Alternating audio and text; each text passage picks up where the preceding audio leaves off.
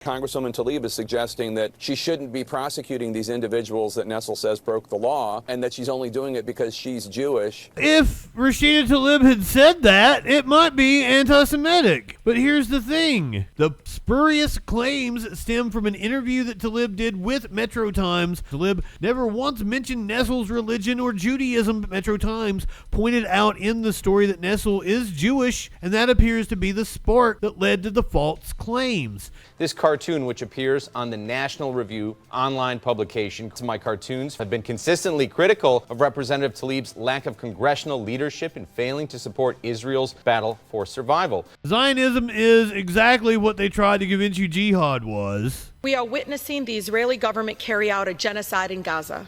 The first 14 pages alone are names of babies. That's 710 babies that the Israeli government has murdered. This is not self-defense, this is genocide.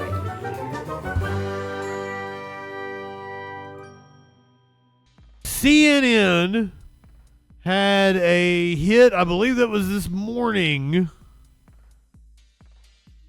where they said that both sides, the GOP and the Dems, are refusing to condemn anti-Semitic remarks, highly implying that these anti-Semitic remarks were made by Representative Rashida Tlaib.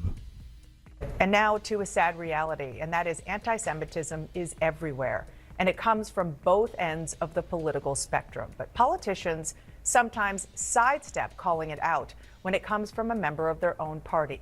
We saw two examples on State of the Union yesterday. First, with Michigan Governor Gretchen Whitmer, when my co-anchor Jake Tapper asked about a Democratic Congresswoman's accusation that the state's Jewish Attorney General was letting her religion influence her job.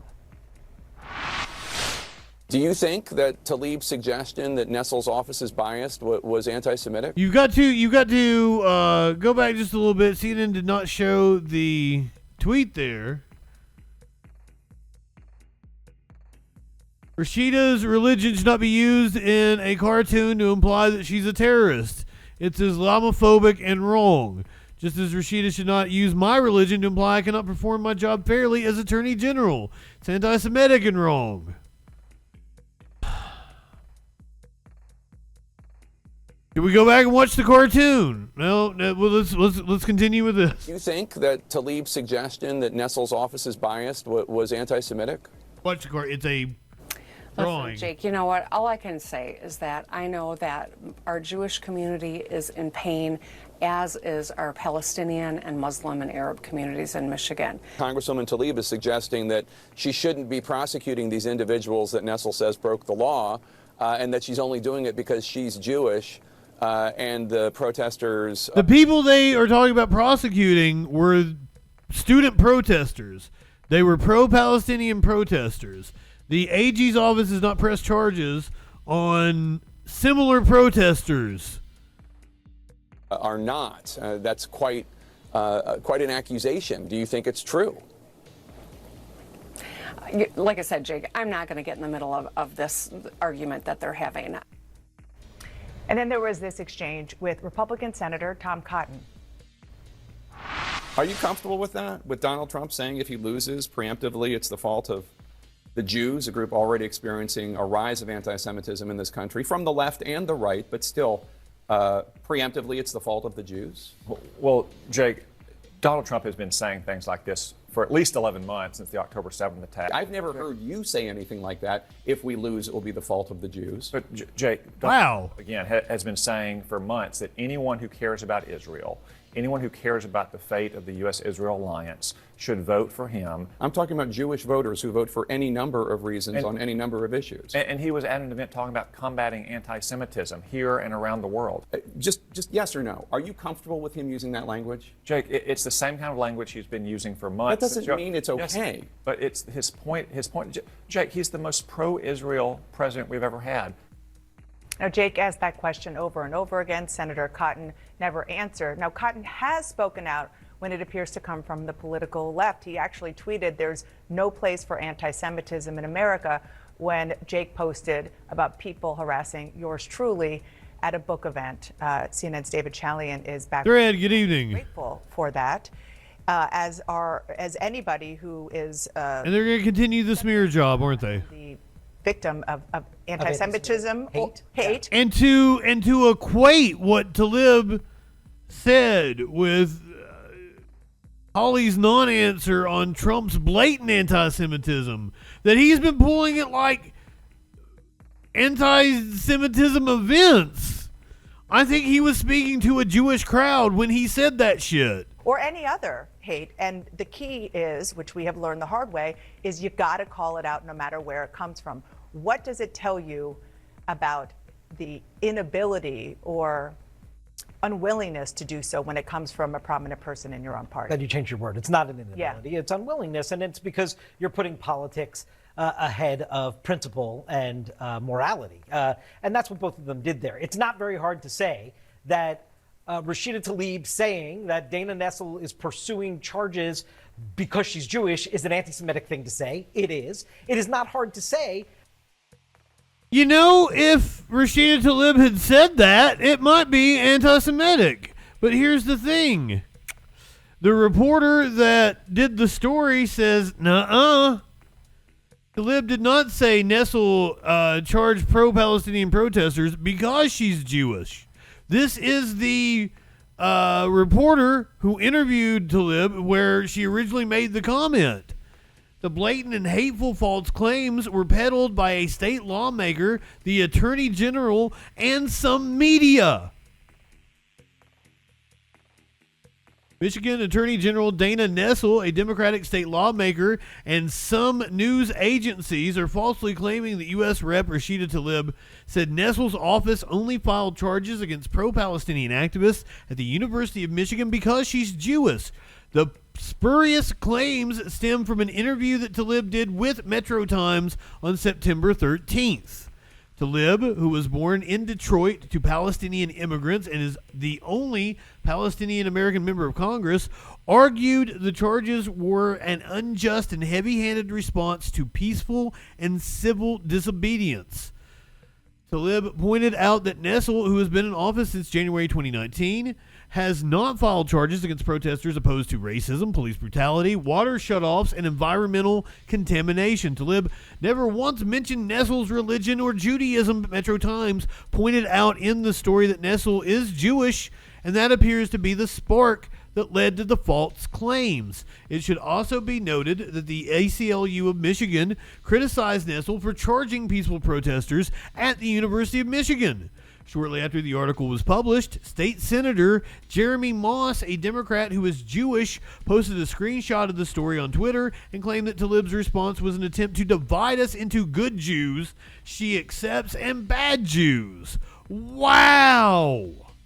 This is a disgusting charge of dual loyalty. Jews in America cannot fully uphold American ideals because we are fundamentally biased in favor of our religion over our citizenship. I say that about Christians.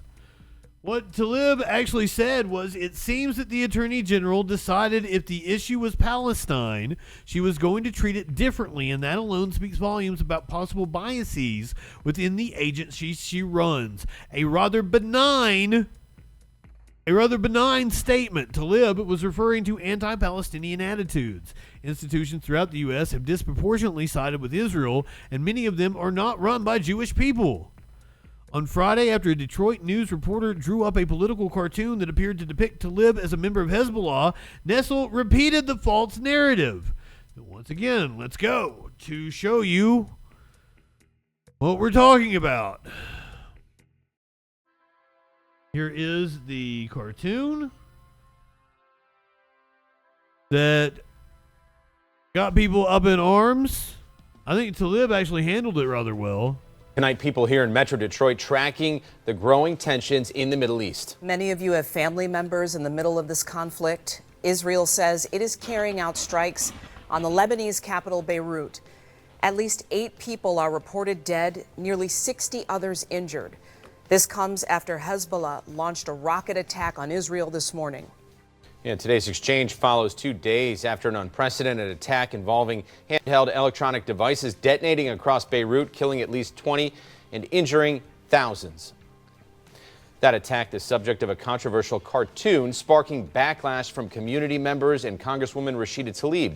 It's a story I've been covering all day, and I just spoke with the man behind the cartoon who is defending it.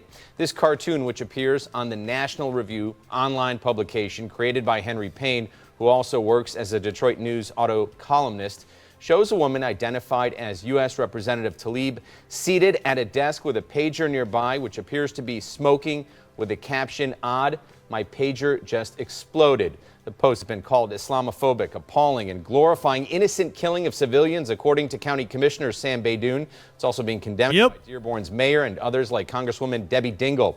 The cartoon displaying the author's Detroit News email at the very bottom and referencing deadly exploding pagers. Sources tell ABC News were intended by Israelis to kill members of Hezbollah in Lebanon. Now, in a statement to me, Tlaib says, quote, "This racism will incite more hate and violence against Arab and Muslim communities, and it makes everyone less safe. It's disgraceful. The media continues to normalize this racism against our communities." I also spoke with Osama Sablani, founder of the Arab American News, in response. Initially, when you saw that image, what was your reaction? Well, my reaction was I was disgusted. I really cannot believe that the Detroit News is making excuses. What is happening right now, an attack on Rashida, in this way is disgusting and it's uncalled for. Now, I did reach Payne by phone, who told me, quote, "Jews are under an existential threat from Iran and its Hamas-Hezbollah proxies not seen since World War II. He adds, "My cartoons for Andrews McNeil have been consistently critical of Representative Tlaib's lack of congressional leadership in failing to support Israel's battle for survival." Fuck all the way off. Plan to remove Payne or discipline him in any way for making that cartoon. However, they say Henry was asked to discontinue use of the Detroit News email and agreed when working for other publications. Given the Detroit News has nothing to do with the creation of this, I've also reached out to the site where this appeared for comment and am awaiting a response. What is it? Oh, because she doesn't stand up for Israel. Since there's a lot of discussion about what Rashida Tlaib has actually said, let's hear from Representative Rashida Tlaib.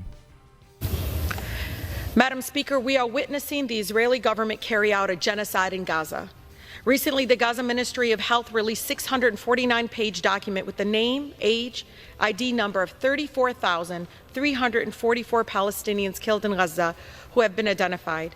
Most of them are women, children, and their elderly. This is just the identified individuals. Many public health experts believe the death toll will climb. Every single day, higher numbers will come out due to disease and starvation. There are thousands more who are dismembered, unrecognizable, or buried beneath the rubble. But behind these numbers are real people who have their future stolen, their lives forever changed.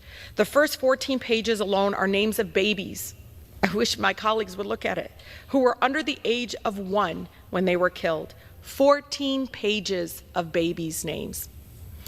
That's 710 babies that the Israeli government has murdered. This is not self-defense, this is genocide. How can anyone justify this?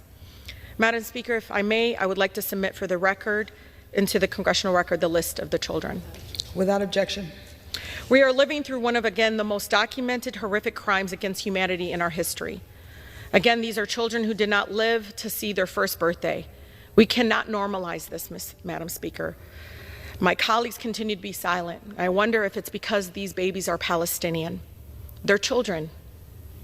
That's it. They're children. I can't believe I have to consistently remind my colleagues that Palestinians are also human beings. Our tax dollars paid for this. U.S. weapons are being used to commit war crimes in violation of our own U.S. Leahy laws and international laws. But many of my colleagues in the Biden-Harris administration continue to send bombs to kill children. This is not working tirelessly for a ceasefire. If the Biden-Harris administration wants a ceasefire, they should stop sending the bombs and the weapons. We must stop arming and funding genocide. I yield. Thank you.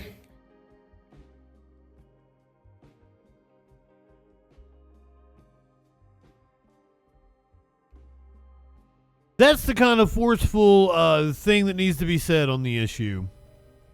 Thank you, Congresswoman Rashida Tlaib. I am sorry for the hate that you have to face.